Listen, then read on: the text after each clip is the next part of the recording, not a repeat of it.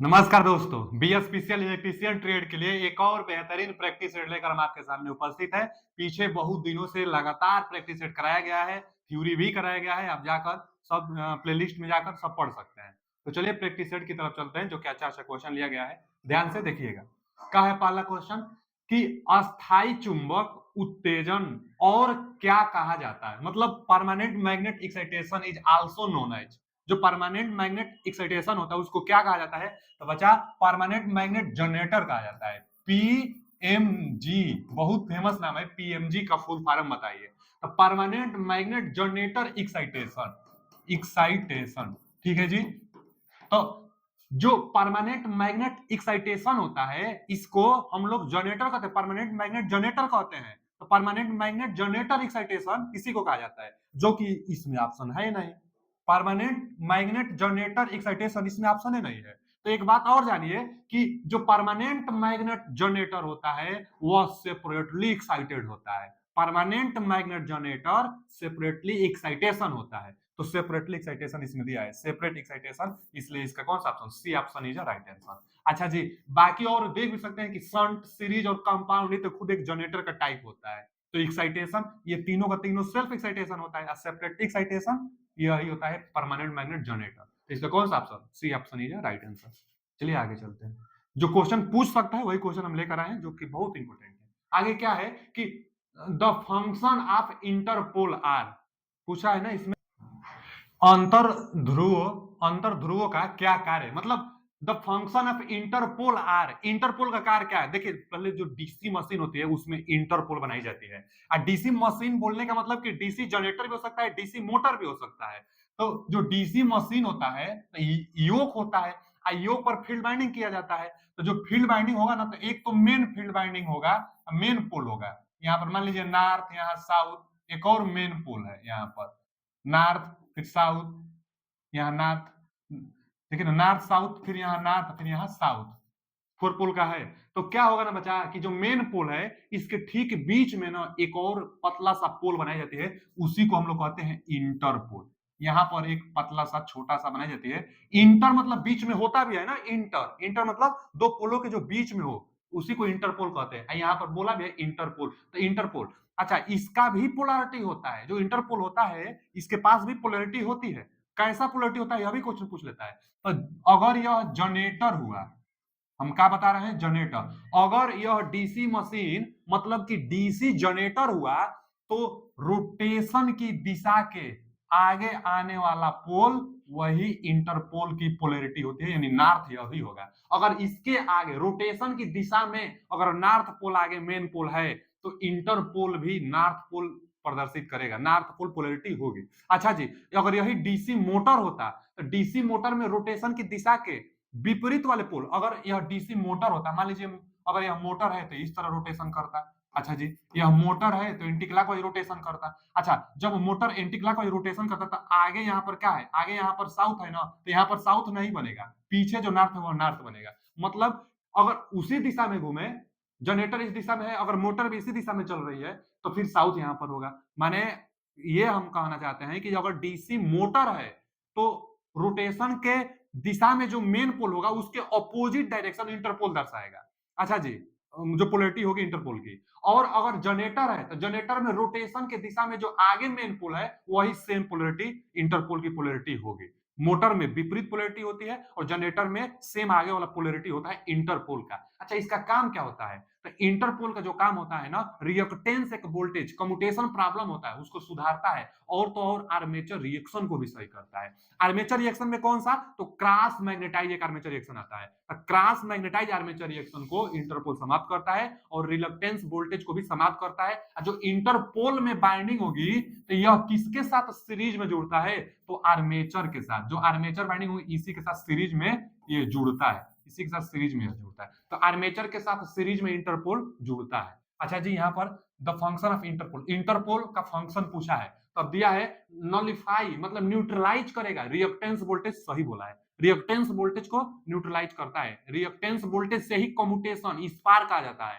तो स्पार्क को कम करने के लिए इंटरपोल हम लोग बनाते हैं। तो ये बात तो सही है। अब आगे दिया है रिड्यूस माने कम करता है क्रॉस मैग्नेटाइजिंग इफेक्ट, ये भी बात सही है। अभी बताए हम कि जो इंटरपोल है इसका दो काम है, एक कम्यूटेशन जो होता है ना, जो रिएक्टेंस वोल्टेज होता है उसको कम करना, cross magnetising effect armature reaction है ना, यह तो आर्मेचर रिएक्शन को भी कम करता है, क्रॉस मैग्नेटाइजिंग इफेक्ट को भी कम करता है। ये दोनों सही है। यहाँ वही दोनों दिया है, तो C option is right answer कि nullify reactance voltage and reduce cross magnetising effect of both, तो बोथ सही है, इसका C option is right answer. Armature के साथ सीरीज में इंटरपोल जुड़ता है, ये भी जानते रहिएगा। आगे कि विद्युत यांत्रिकी, जो विद्युत यांत्रिक होता है, जो मैकेनिकल होता है, वोल्टेज रेगुलेशन का साधारणतः कहाँ उपयोग किया जाता है बच्चा? जो मैकेनिकल होगा, इलेक्ट्रोमैकेनिकल वोल्टेज रेगुलेशन। पहले वोल्टेज रेगुलेशन होता है, वोल्टेज रेगुलेशन का फॉर्मूला नो लोड पर वोल्टेज माइनस फुल लोड पर वोल्टेज बटा में फुल लोड पर वोल्टेज गुणे 100 करेंगे तो परसेंटेज में वोल्टेज रेगुलेशन निकल कर आ जाती है।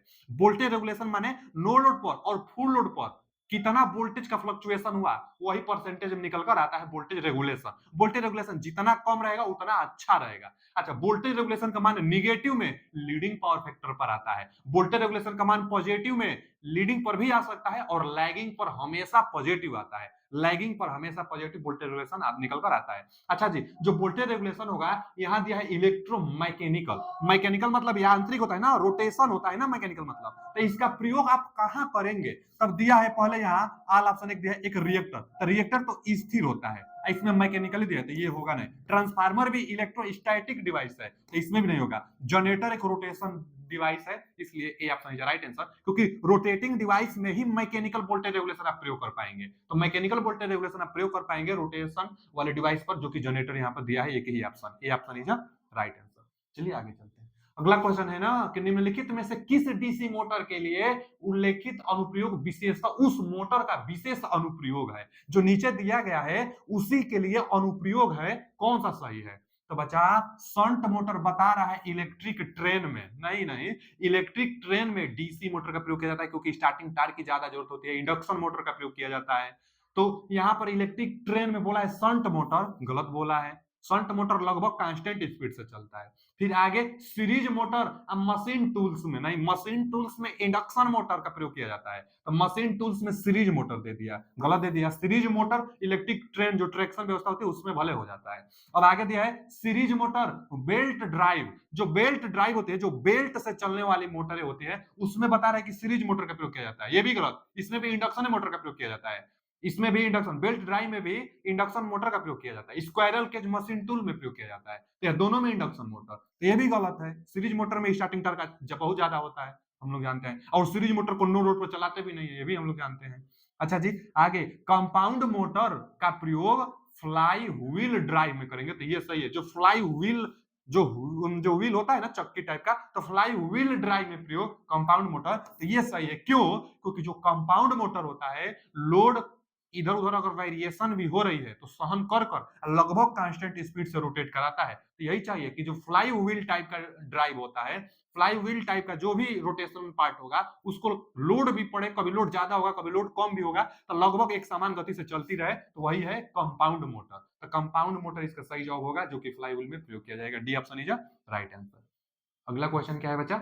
अगला क्वेश्चन है कि तुल्यकालिक मोटर के स्टेटर बैक ईएमएफ ईबी, हाँ ईबी को बैक ईएमएफ कहते हैं, बैक ईएमएफ के परिमाण किस पर निर्भर करता है? अच्छा, बैक ईएमएफ किस पर निर्भर करेगा, तो फॉर्मूला आपको पता होना चाहिए बच्चा। जो बैक ईएमएफ होता है इसके लिए फॉर्मूला क्या आता है? फाई जेड एन पी बटा में 60 है। अगर जेई में तो भले कम, लेकिन अगर टीजी2 का कोई भी एग्जाम दीजिए, एक न्यूमेरिकल इस पर आता है। फाई फ्लक्स है, जेड टोटल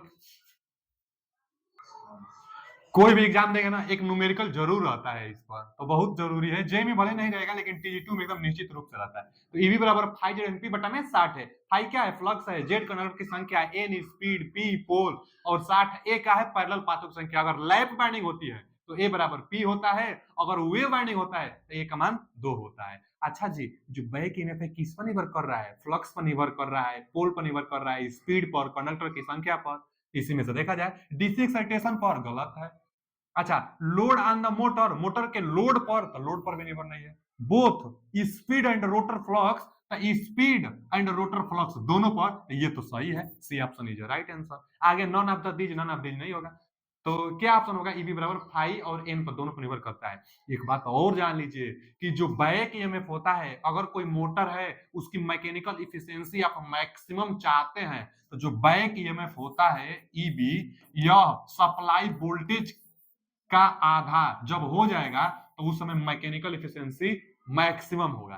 तो सप्लाई वोल्टेज का आधा होने पर back EMF maximum mechanical efficiency होता है। तो यहाँ पर C option is right answer. अगला क्वेश्चन क्या है बच्चा कि तुल्यकालिक मोटर कब बंद हो जाएगा? सिंक्रोनस मोटर बंद कब हो जाएगा? तो जब एक्साइटेशन नहीं देंगे। सिंक्रोनस मोटर क्या होता है? देखिए, सिंक्रोनस मोटर जो होता है पहले तो सेल्फ स्टार्टेड नहीं होता है। सिंक्रोनस मोटर सेल्फ स्टार्टेड नहीं होता है। सिंक्रोनस मोटर सिंक्रोनस स्पीड पर गति करता है। अच्छा, जो सिंक्रोनस मशीन होती है, जो सिंक्रोनस मोटर होता है, उसमें फील्ड बाइंडिंग रोटर पर डीसी से एक्साइटेशन दिया जाता है और आर्मेचर जो बाइंडिंग होता है, आर्मेचर बाइंडिंग स्टेटर पर आ जाता है और रोटर पर फील्ड बाइंडिंग। अच्छा जी, जो फील्ड बाइंडिंग होता है ना, इसको डीसी सप्लाई देकर एक्साइटेशन किया जाता है। एक्साइटेशन स्टार्टिंग में शॉर्ट सर्किटेड होता है ताकि स्टार्ट हो जाए, इसलिए स्टार्टिंग में शॉर्ट सर्किटेड होता है। एक्साइटेशन आप देते रहते हैं। एक्साइटेशन देने से जो रोटर पर मैग्नेटिक फील्ड बनेगी और जो स्टेटर पर आप, यह मोटर है ना, तो स्टेटर पर आप सप्लाई देंगे तो यहाँ पर भी एक मैग्नेटिक फील्ड बनेगी और दोनों मैग्नेटिक फील्ड एक दूसरे को लॉक कर लेगी तो सिंक्रोनस स्पीड पर रोटेट करती रहेगी। और जब जब आप यह रोटर है, रोटर में डीसी सप्लाई मतलब एक्साइटेशन जब आप हटा लेंगे तो लॉक किसको करेगी? सिंक्रोनस स्पीड पर कैसे वो चलेगी? चलेगी ही नहीं। जब आप एक्साइटेशन हटा देंगे, मैग्नेटिक फील्ड आप हटा लेंगे, तो लॉक नहीं कर पाएगा तो चलाएगा कैसे? तो वही पूछा है कि सिंक्रोनस मोटर कब बंद हो जाएगा? तो जब आप एक्साइटेशन को हटा लेंगे तब। देखिए ना, लोड लोड इन मोटर वायरी, जब वेरिएबल लोड होगा तब बंद हो जाएगा, गलत। सप्लाई वोल्टेज फ्लक्चुएट करेगा तब, गलत। एक्साइटेशन बाइंडिंग गेट्स डिस्कनेक्टेड, ये सही है कि जो एक्साइटेशन बाइंडिंग होती है उसको डिस्कनेक्टेड आप कर लेंगे, एक्साइटेशन बाइंडिंग को आप हटा लेंगे तो मोटर सिंक्रोनस मोटर बंद हो जाएगी। सिंक्रोनस मोटर पावर कंडेंसर के रूप में प्रयोग किया जाता है, जो ट्रांसमिशन लाइन होती है उसकी पावर फैक्टर को सुधारता है। अच्छा, यह ओवर एक्साइटेशन पर ही पावर कंडेंसर कर बिहेवियर करेगा, यह सेल्फ स्टार्टेड नहीं है। इसका ऑप्शन सी सही जवाब है। तो सी जवाब सही है, एक्साइटेशन हटा लेंगे तो सिंक्रोनस मोटर बंद हो जाता है। आगे क्या है? और सिंगल फेज हिस्टेरिसिस मोटर, यह भी एक प्रकार का सिंगल फेज सिंक्रोनस मोटर ही है जो हमेशा सिंक्रोनस स्पीड पर चलता है। Hysteresis motor single phase synchronous motor होता है। हिस्टेरिसिस मोटर हिस्टेरिसिस लॉसेस पर काम करता है। हिस्टेरिसिस मोटर नॉइजलेस ऑपरेशन में प्रयोग किया जाता है। क्यों? क्योंकि आवाज नहीं करता है। हिस्टेरिसिस मोटर जहां साउंड रिकॉर्डिंग होता है ना, रिकॉर्डिंग टेप जो होती है उसमें हिस्टेरिसिस मोटर का प्रयोग किया जाता है क्योंकि आवाज नहीं करता है। यह एक सिंगल फेज इंडक्शन, वो सिंगल फेज सिंक्रोनस मोटर होता है जो सिंक्रोनस स्पीड पर चलता है। क्या सही है? केवल सिंक्रोनस स्पीड पर ही चल सकती है, एकदम सही। सिंक्रोनस मोटर सिंक्रोनस स्पीड पर चलती है। आगे केवल सब सिंक्रोनस स्पीड पर चलती है, तो गलत। Can run at synchronous and super synchronous, गलत। Can run at synchronous and sub synchronous, गलत। एक ही ऑप्शन है भैया, यह सिंगल फेज सिंक्रोनस मोटर होता है जो कि सिंक्रोनस स्पीड पर चलता है। आगे कहा है इंडक्शन जनित्र, होए इंडक्शन जनरेटर के बारे में पूछा है। आप इंडक्शन मोटर बहुत बार पढ़े होंगे, यहां दिया है induction generator is more suitable for supply. अच्छा, कोई भी इंडक्शन वाली जो मशीन होती है ना, इंडक्टिव लोड पर ही ऑपरेट की जाती है। इंडक्टिव लोड पर इंडक्शन मोटर हो अथवा इंडक्शन जनरेटर हो, प्रयोग किया जाता है इंडक्टिव लोड पर। लेकिन यदि कैपेसिटिव लोड आप लगा देंगे तो बहुत अच्छा उसके लिए होगा, इफिशियंसी बहुत ज्यादा अच्छा देगी। यहां का पूछा है induction generator is more suitable for supply, किस प्रकार के सप्लाई के लिए इंडक्शन जनरेटर अच्छा होगा? तो बचा रजिस्टिव लोड के लिए कि इंडक्टिव लोड के लिए, कैपेसिटिव लोड के लिए? C option is right answer, capacitive load के लिए। हम पहले ही बता दिए कि जो इंडक्शन मशीन होता है, इंडक्शन टाइप के मशीन पर जो लोड होता है ज्यादातर वह इंडक्टिव लोड होता है। लेकिन अगर पूछे आपसे कि कौन सा लोड टाइप का लगाएंगे ताकि उसके लिए एफिशिएंसी ज्यादा आएगी, अच्छा रहेगा, तो कैपेसिटिव लोड लगाएंगे तब अच्छा रहेगा। तो यहाँ पर वही तो पूछा है कि किस प्रकार के सप्लाई के लिए वह सुटेबल होगा, तो कैपेसिटिव लोड के लिए वह अच्छा सुटेबल होगा। तो C option is right answer. चलिए आगे, अगला क्वेश्चन क्या है कि उच्च वोल्टेज संचरण मतलब हाई ट्रांसमिशन लाइन में सर्वोत्तम संवाहक, बचा इन high voltage transmission line top most conductor is, जो हाई ट्रांसमिशन लाइन होते हैं ना, जो स्टील टावर पर ट्रांसमिशन लाइन की जाती है, तो सबसे ऊपर एक होता है स्टील टावर। आप देखे होंगे, जैसे मान लीजिए यह क्या है, स्टील टावर है। अच्छा जी, 3 फेज का ना वो सप्लाई जाता है, ठीक है, 3 फेज का सप्लाई जाता है, लेकिन एक सबसे ऊपर आप देखे होंगे एक पतला सा वायर और जाता है, जिसको हम लोग अर्थ वायर कहते हैं। वह अर्थिंग होता है, अर्थ वायर सबसे ऊपर होता है, जो हाई ट्रांसमिशन लाइन होती है सबसे ऊपर अर्थ वायर होता है, और उसके बाद 3 फेज का जो ट्रांसमिशन लाइन जाता है वो जाता है। अच्छा, अर्थ वायर क्यों? क्योंकि बिजली भी अगर इस पर पड़ेगी तो यह ग्राउंडेड होता है टावर की सहायता से। अब बिजली जब इस पर पड़ेगा, जो जो लाइटनिंग अरेस्टर भी होता है, उसका भी काम क्या होता है कि जब बिजली पड़ता है तो बहुत ज्यादा वोल्टेज होता है। उसी तरह अर्थ का भी काम होता है कि बिजली जब पड़ता है तो वोल्टेज बहुत ज्यादा होता है, जिसको ग्राउंड कर देता है। जो ट्रांसमिशन लाइन होता है वो सुरक्षित बच जाता है। तो अर्थ वायर अर्थ से कनेक्टेड होता है, बिजली पड़ने पर सुरक्षा प्रोवाइड कराता है ट्रांसमिशन लाइन को। तो अर्थ वायर सबसे ऊपर होता है हाई वोल्टेज ट्रांसमिशन लाइन में। तो भैया आर वाई बी और अर्थ कंडक्टर, तो earth conductor is right answer. Earth conductor हरा कलर का होता है, इसका कलर भी पूछ लेता है अगर वो घरेलू वायरिंग कर रहे हैं तब। तो D option is right answer, सबसे ऊपर अर्थ वायर होता है। आगे संचरण लाइन में श्रेणीबद्ध संधारित्र मतलब सीरीज कैपेसिटर, देखिए series capacitor in transmission line are of little use. सबसे कम ट्रांसमिशन लाइन में सीरीज कैपेसिटर कब प्रयोग किया जाता है? लिटिल यूज पूछा है ना, थोड़ा बहुत, मतलब बहुत कम यूज किया जाता है सीरीज कैपेसिटर का ट्रांसमिशन लाइन में, कब किया जाएगा? तो बच्चा देखिए, जो कैपेसिटर होता है, कैपेसिटर का काम पावर फैक्टर सुधारना, लेकिन शंट कैपेसिटर का काम होता है पावर फैक्टर सुधारना। शंट कैपेसिटर मतलब कैपेसिटर बैंक कहा जाता है। जो सीरीज में बहुते कैपेसिटर तो होता है आपस में, लेकिन वह जो ट्रांसमिशन लाइन सप्लाई सोर्सेस होती है उसके साथ शंट मतलब पैरेलल में जुड़ा रहता है, पार्श्वक्रम पैरेलल में जुड़ा रहता है, तब वो पावर फैक्टर को सुधारता है। लेकिन अगर सीरीज में जुड़ेगा तो रिएक्टिव पावर को सुधारेगा। रिएक्टिव पावर को सुधारने के लिए, रिएक्टिव पावर को सही करने के लिए सीरीज कैपेसिटर का प्रयोग किया जाता है। अगर रिएक्टिव पावर कम है तो सीरीज कैपेसिटर कम प्रयोग करेंगे, रिएक्टिव पावर बहुत ज्यादा है तो सीरीज कैपेसिटर बहुत ज्यादा प्रयोग करेंगे। सीरीज कैपेसिटर पावर फैक्टर नहीं सुधारेगा, शंट कैपेसिटर पावर फैक्टर सुधारेगा। पूछता भी है कैपेसिटर बैंक का काम क्या है, तो कैपेसिटर बैंक का काम पावर फैक्टर सुधारना होता है। जबकि यहाँ सीरीज कैपेसिटर पूछा है, तो सीरीज कैपेसिटर का काम रिएक्टिव पावर, VAR को ही तो रिएक्टिव पावर कहते हैं, VAR मात्रक होता है उसका। तो the load VAR requirement is small, सही है। जब स्मॉल होगा, VAR रिक्वायरमेंट जब थोड़ा बहुत होगा, कम होगी, VAR आवश्यक कम होती है, तब सीरीज कैपेसिटर भी लिटिल यूज किया जाता है, कम यूज किया जाता है। हम पहले ही बता दिए कि अगर रिएक्टिव पावर ज्यादा तो सीरीज कैपेसिटर ज्यादा, अगर सीरीज कैपेसिटर कम तो रिएक्टिव पावर कम। तो यहाँ कम पूछा है, सीरीज कैपेसिटर कम पूछा है, तो VAR भी कम रहेगा, तब ए ऑप्शन इज राइट आंसर। चलिए आगे चलते हैं। अगला क्वेश्चन क्या है कि संचरण लाइन मतलब सीरीज कैपेसिटर, अच्छा वही सवाल है, तो ए ऑप्शन इज राइट आंसर। अगला क्वेश्चन क्या है कि fusing factor of fuse is always, ये बच्चा फ्यूजिंग फैक्टर पूछ लिया, फ्यूजिंग फैक्टर हमेशा एक से ज्यादा होता है, फ्यूजिंग फैक्टर हमेशा एक से ज्यादा होता है। जो फ्यूजिंग फैक्टर होता है, जो फ्यूजिंग फैक्टर होता है हमेशा एक से ज्यादा है। इसके लिए जो फॉर्मूला होता है फ्यूजिंग फैक्टर का, जो फॉर्मूला होता है, रेटेड कैपेसिटी हमेशा नीचे, रेटेड मतलब जिस पर वह गल जाए उसको रेटेड कैपेसिटी कहते हैं।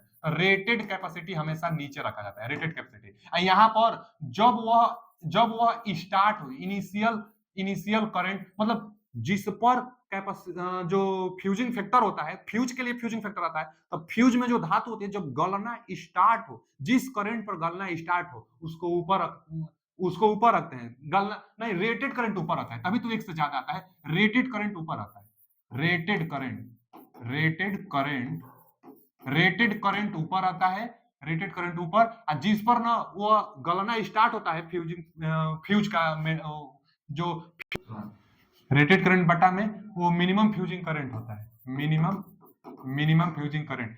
अच्छा, तो देखिए जो रेटेड करंट नीचे रहता है, रेटेड करंट देखिए यहाँ हम लिख दे रहे हैं, सही से नोट डाउन कर लीजिएगा। फ्यूजिंग फैक्टर एक से ज्यादा पहले आएगा ना, फॉर्मूला अगर भूल भी जाए तो कैसे याद रहेगा? फ्यूजिंग फैक्टर एक से ज्यादा अगर लाना है तो एक तो होगा फ्यूजिंग फैक्टर निकालने के लिए, एक तो वह मान होगी जिस पर वह गलना स्टार्ट होगा, तो उसको रेटेड करंट कहते हैं। जिस पर गलना स्टार्ट हुआ रेटेड करंट होगा। अच्छा जी, और एक जिस पर वह गल जाएगा, तो जिस पर गल जाएगा वह मान रेटेड से ज्यादा रहेगा तभी तो गलेगा। तो क्या करेंगे, रेटेड करंट हमेशा नीचे, फ्यूजिंग फैक्टर बराबर इसको ऊपर कर लेते हैं।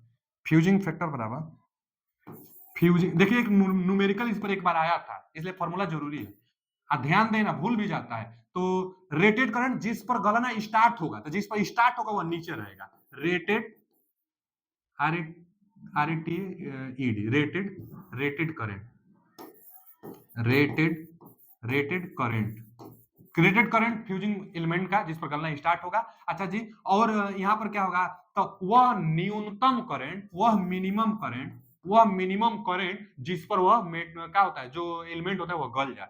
Minimum current minimum current melting point का ना, यहाँ हम लिख देते हैं मेल्टिंग पॉइंट का ना, गलने के लिए ना, गलने के लिए मिनिमम करंट जो होगी वह ऊपर। अच्छा, आप खुद सोचिए कौन ज्यादा रहेगा और कौन कम रहेगा। रेटेड करंट वह होता है जिस पर गलना स्टार्ट हो जाए, अब मेल्टिंग करंट वह होगी जिस पर गल जाएगी। तो रेटेड से ज्यादा ही होगा तभी तो वह गल जाएगी। अच्छा, जब नीचे कम है ऊपर ज्यादा है तो भाग देंगे तो एक से ज्यादा आएगा ही। तो फ्यूजिंग करंट का जो मान होता है एक से ज्यादा होता है, एक से ज्यादा होता है।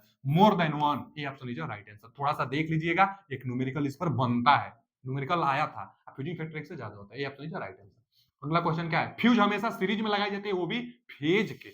जो फेज वायर होता है ना, जो लाइव वायर, जो फेज वायर होता है उसके सीरीज में फ्यूज हमेशा लगाई जाती है।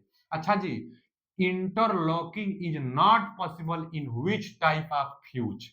पूछा क्या है, किस प्रकार के फ्यूज में अंतःबंधन संभव नहीं है। जो आपके घर में बोर्ड लगा रहता है, अब बोर्ड में भी एक कटआउट लगता है ना, जो फ्यूज लगता है, चाहे किट कैट फ्यूज भी होता है, क्या होता है उसमें आप अलग से वायर को बांध देते हैं, रीवायरेबल वायर को दोबारा आप यूज कर सकते हैं। उस वही पूछा है कि किस प्रकार के फ्यूज में अंतःबंधन संभव नहीं है, तो किसमें आप दोबारा वायर प्रयोग नहीं कर पाएंगे। तो भैया रीवायरेबल फ्यूज में तो आप कर लेंगे, हाई रप्चरिंग कैपेसिटी में आप नहीं कर पाएंगे।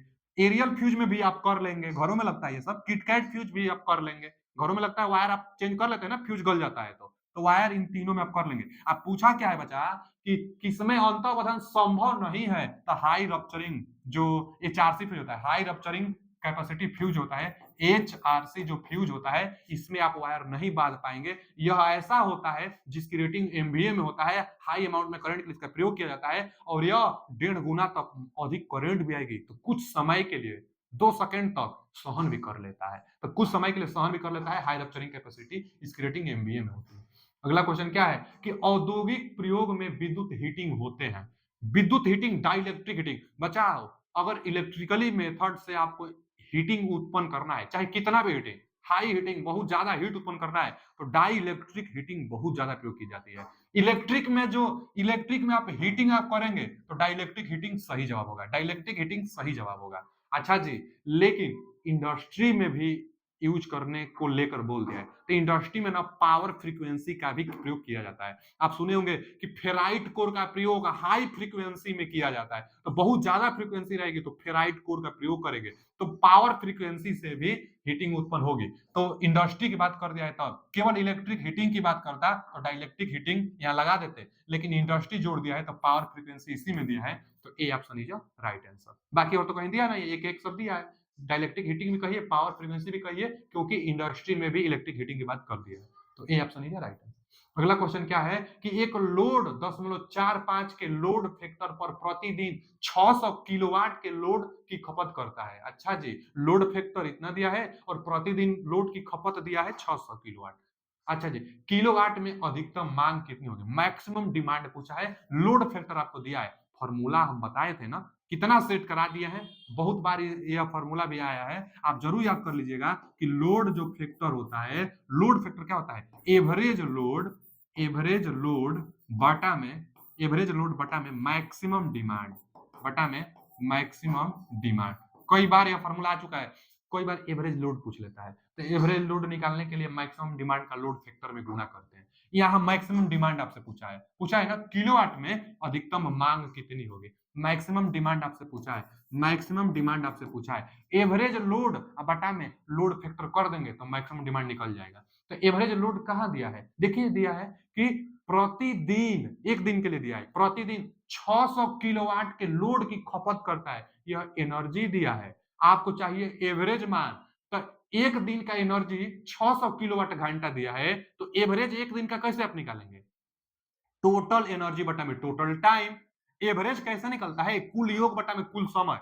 तो एक दिन का एवरेज निकालने के लिए प्रतिदिन 600 kWh लोड खपत है, तो एक दिन का एवरेज आप कैसे निकालेंगे? एक दिन के लिए कहा है, इसीलिए 24 से आप भाग देंगे, क्योंकि टोटल एनर्जी एक दिन में टोटल 24 घंटा होता है, तो टोटल एनर्जी में टोटल समय से भाग दीजिए, तो एवरेज निकल कर आ जाएगा। तो एवरेज निकल जाएगा। एवरेज के लिए 600 में हम 24 घंटा से भाग दे देंगे, तो यह मान जो निकल कर आएगा एवरेज निकल कर आ जाएगा। एवरेज मान भर दिए, मैक्सिमम डिमांड निकालना है, लोड फैक्टर बटा में कर देंगे। तो लोड फैक्टर को 0.45 लोड फैक्टर दिया ही है, तो बच्चा 0.45 यहाँ रख दीजिए। ठीक है ना जी, 0.45 रख दीजिए। अब देखिए कितना जवाब आएगा, इसको हल कर लीजिए। तो क्या आ जाएगा, यहाँ से वो किया जाए, दशमलव या दशमलव को हटा दी जाए, दशमलव को हटा देंगे तो 2 जीरो यहाँ बढ़ जाएगा, 0.45 था। चलिए वो 15 से घटाइए, 15 तिया 45 और 15 चौका 60, 15 चौका 60 यानी 3 जीरो बचा, है ना। अब क्या करिए ना कि वो 4 से कटाइए, देखिए 4 एकम 4, 1000 ऊपर, यहाँ 4 से कटाइए, 4 छक्का 24 ना। अब ऊपर क्या बचा है, देखिए ऊपर क्या बचा है, बचा 1000 और नीचे क्या बचा है 36 18।